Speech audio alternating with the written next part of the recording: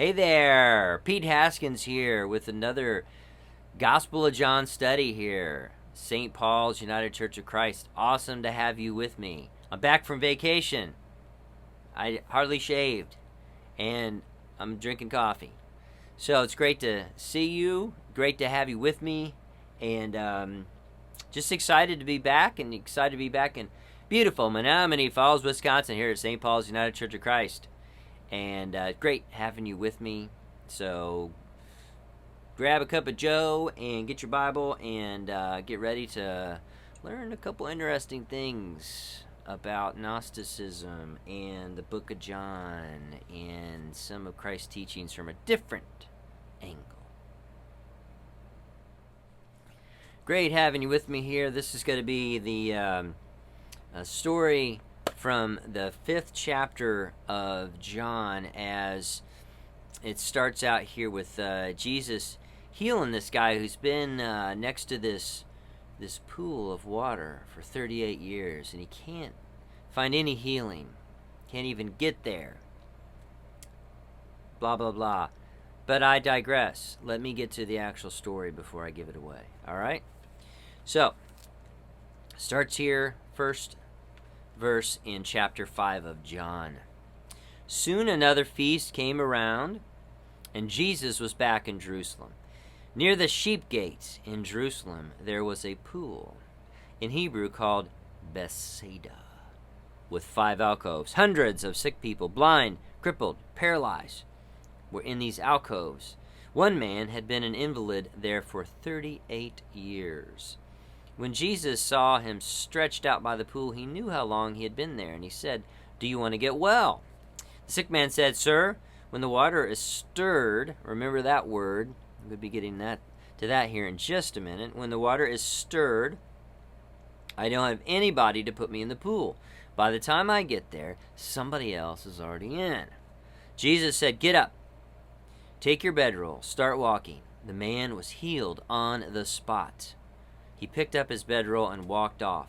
That day happened to be the Sabbath. The Jews stopped the healed man and said, "It's the Sabbath. You can't carry your bedroll around. It's against the rules." But he told them, "The man who made me well told me to. He said, 'Take your bedroll and start walking.'" They asked, "Who gave you the order to take it up and start walking?" But the healed man didn't know, for Jesus had slipped away into the crowd. I love that. A little later, Jesus found him in the temple and said, "You look wonderful. You're well. Don't return to sinning life, or something worse might happen to you." The man went back and told the Jews that it was Jesus who had made him well. That is why the Jews were out to get Jesus, because he did this kind of thing on the Sabbath. But Jesus defended himself. "My Father is working straight through, even on the Sabbath. So am I." That really set them off. The Jews were now not only out to expose him, they were out to kill him. Not only was he breaking the Sabbath, but he was calling God his own Father, putting himself on a level with God.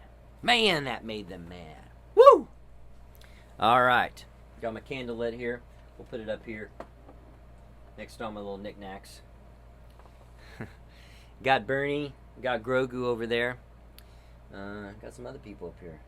Got my grandpa, Charles. There's Yoda. I think he's probably related to Grogu. I don't know. That's kind of a weird storyline, isn't it? Mandalorian. But anyway, I digress. This section is just got so much in it, and I love it. And I want to share some things with you here. One of the things that Gnostic literature shows us is that the world as we know it is a fallen world, and it is a world in which the soul is almost described as being trapped in matter. And in this book is called The Gnostic Religion by Hans Jonas, The Message of the Alien God and the Beginnings of Christianity. I highly recommend this book. This is a good book, okay? I love this book. This came from actually Charles Ashton's library. And this book has been such a huge help to me. And it talks about how the soul is really trapped, okay?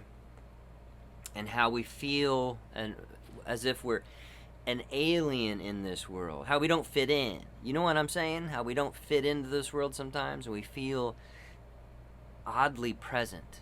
And as Charles would say, and as the Gnostics say, I didn't choose this life. I just found myself here. And now I have to deal with here. And I have to deal with suffering. And I have to deal with pain. And I have to deal with injustice.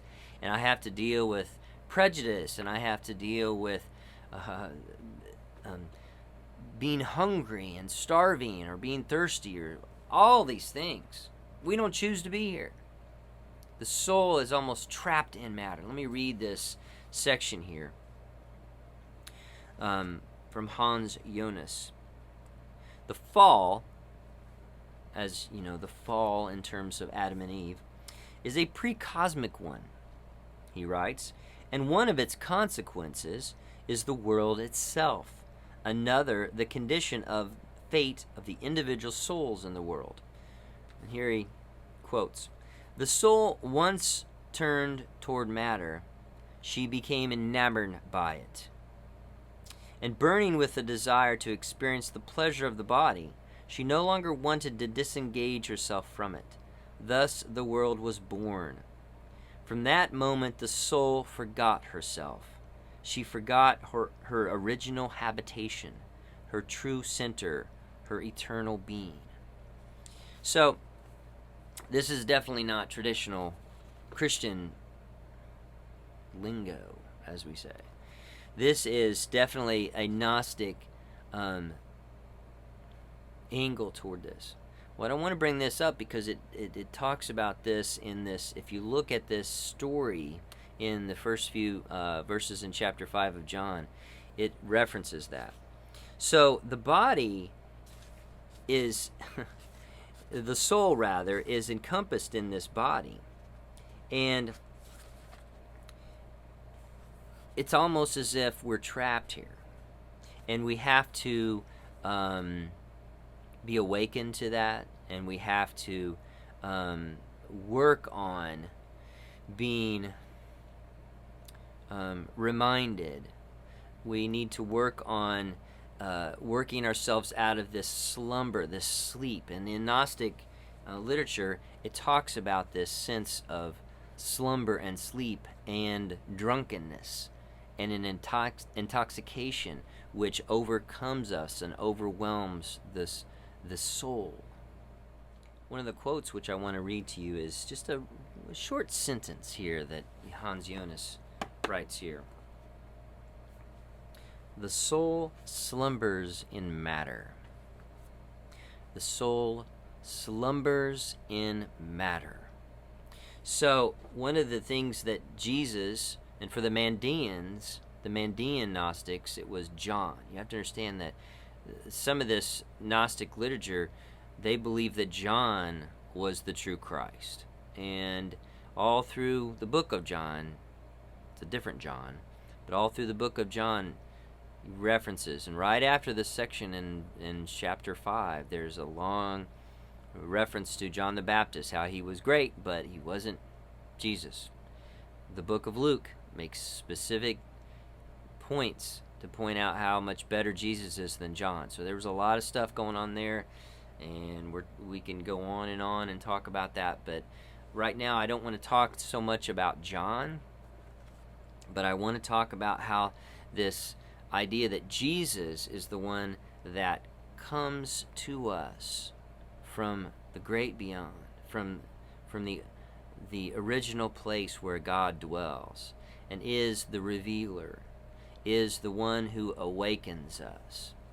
And the story that John places here in this 5th chapter is amazing, because it really is a stark reminder of what these early Christians thought of Judaism and what they thought of the old ways. Because when you read this section here, did you notice something? That the man never actually goes into this water. He never goes into the water. Right? What does he do? He says, I can't get there. I can't get there. And what does Jesus say? He says, get up. Jesus says, just get up and go. Get up, take your bedroll and start walking. And then the next day he's like, oh yeah, you look great. How are you doing? Be good, right? He said, be good. Don't do this anymore.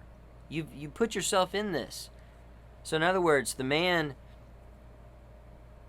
awoke from his slumber. And what did he do? He didn't even have to get in the water.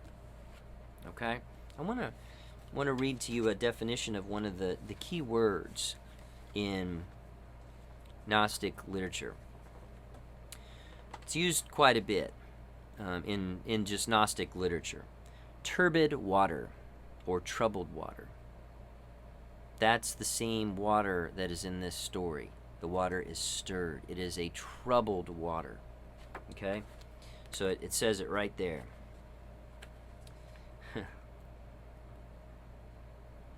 When the water is stirred.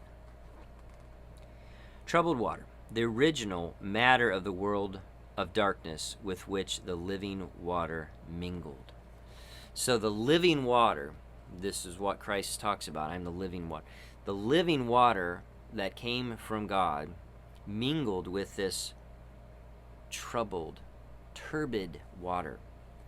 So that is the old troubled water that Jesus, John, the author, is talking about here, and saying, that's the old way. That's the old water. That's the water of this world. So everyone who's going to this is trying to be healed by the old way. The old way of doing things isn't going to work anymore. And we have to find a new way. And this new way, Christ is saying, I'm it. I will lead you out of it. And everything that I have is available to you too, by the way. Because the reason you're what you're sleeping from, this consciousness that you're losing, that you are missing out on, is your birthright, is the fact of your true origin that you're missing out on, that you are a child of light, that you are a child of God, and that you are in this world that you didn't choose. And you need to wake up and realize that this is a world of darkness, and it's your job to bring light to this dark world, as Christ brings light to this dark world. And that is the whole point of all this. He says, don't worry about the water. Don't worry about those old ways. You've been sick for 38 years. That's a long time. You don't need to go back to those old ways, right? This is really a stark reminder of the conflict that these Gnostics and the Christians and the Jews had within their enclave here. This was a struggle, a power struggle here. And they're saying, you just leave it. There was a lot of conflict. A lot of conflict with the Gnostics and the Jews. A lot of conflict. And there was and within the Christian within the Christian community in those early days, man, there was a lot of conflict. And within that setting, John is saying, and Jesus is saying, you don't have to go back. One of the things that we need to do is we need to stick together, and we need to make sure that we take care of each other. And as we realize that we are awakening, the key is to not go back to sleep. Just like in The Matrix. It's very simple. The Matrix movies are awesome, especially that very first one. Don't go back to sleep. Don't go back to sleep. Don't go into that sense of numbness, that sense of drunkenness. Drunkenness is, that image of drunkenness is used over and over and over again within Mandaean and within just general Gnostic imagery within their literature. And it's the evil wine, they call it. And you know what that's like, where it pulls you and it leads you where you don't want to go. You know that feeling where you're being led by something that's not you. And this world is so difficult to live in. And you know what I'm talking about. This world is so difficult to live in, we have to be able to make our way through it. And if it is a world of darkness, and we are just basically just being asleep and drunk all the way through it, folks, I think this is one of the reasons why most of us are like, wow, where'd the time go? You know, I just got back from vacation, and my kids are getting older. I got a 10-year-old, I got a 15, I got a 19, and in a few years they're all gone. They're going to be getting married, blah, blah, blah. And then I'm going to be an old man, and I'm going to say, where'd the time go? And I'm going to say, oh, wow, what happened? Why? Because I've been sleeping all the way through this. And I don't want to sleep. I don't want to be numb. I don't want to be drunk. I don't want any of this stuff. I want to be awake. I want to be able to help you. I want to be able to go out into the world and slow time down, right? Slow it down. Use the Jesus prayer. Slow things down. Identify who you are. You are a child of light. You are important to this world. Don't go back to sleep.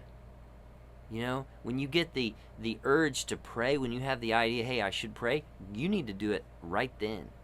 Whether it's just saying the Jesus prayer one time, or going off and praying, or even if you're in your car listening to this, just say the Jesus prayer one time.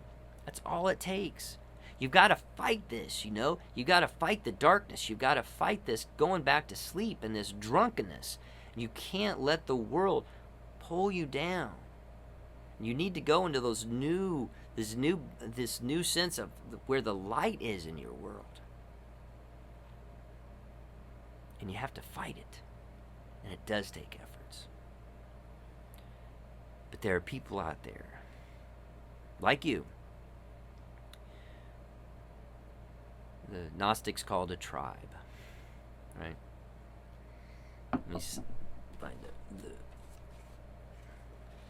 what's that? The tribe of souls. I just read that this morning. They call it the tribe of souls. There are people around you who are there for you, but there's no one who can do it for you. You have to work at this awakening, you know, the staying away from the numbness and the drunkenness. It's on you. I'm praying for you. And on these comments here on this video, or you can reach me at peterdhaskins@yahoo.com. I'm here for you. This church is for you. St. Paul's Church is here for you. I am here for you, because we have to stick together and fight the darkness. It's a beautiful world. We have to believe in that. But it can be very dark, and it can be very lonely, and it can feel very much like we're aliens in this world of ours. But there are people who are here for you, and you are not alone. I just want you to know that. Blessings to you wherever you are at on life's journey. And Pete Haskins is going to be here. Going to be here for a while. Alright? Keep doing these videos. Keep watching, keep liking, keep subscribing, and keep on sharing. Blessings to you, and I'll see you real soon, okay? Take care.